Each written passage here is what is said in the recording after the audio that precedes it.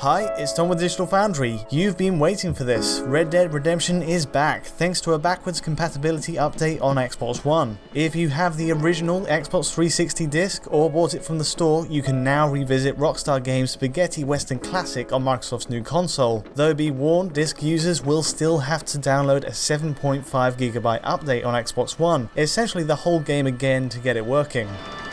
Right, so there's a bit of history here.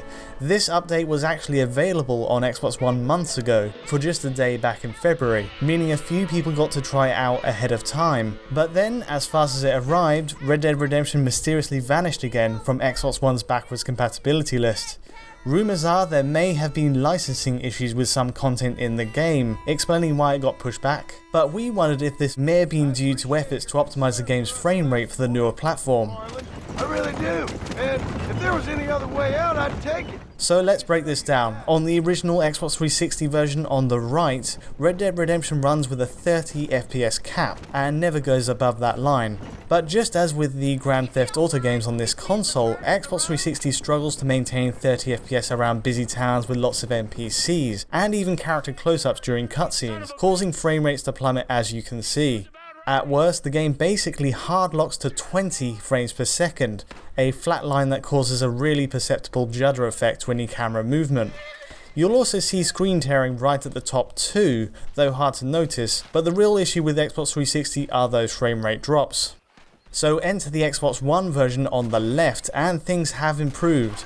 Now of course there's a dynamic time of day in place, so some shots in this analysis won't be perfectly one-to-one in lighting. But visually we're getting the same deal here, a native 720p resolution with the same textures, texture filtering and draw distances as before. Please don't shoot me. But as you've noticed, the one key improvement is in that frame rate line. We've picked out a few stress points from the first 2 hours of the game, mainly based around Armadillo Town.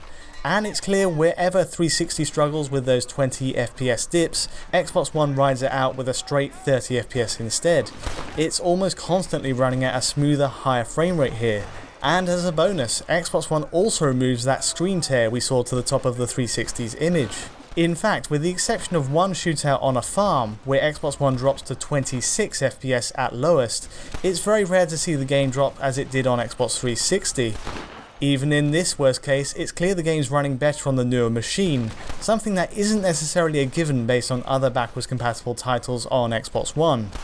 It's great news for Red Dead Redemption fans, and in the absence of a PC version, at least Xbox One clears up some of the performance issues we saw on the 360 original. Want him dead. Anyway, that's all from me. Enjoy the rest of the footage from here on out. As ever, if you like our work at Digital Foundry, please do give us that like or subscribe down below. It means a lot to us. But until next time, thanks for watching. Time ago. And bearing in mind, he's left me for dead the last 2 times I've seen him. I'm about figuring we've moved past the family part. Let's clear out Pike Station once and for all!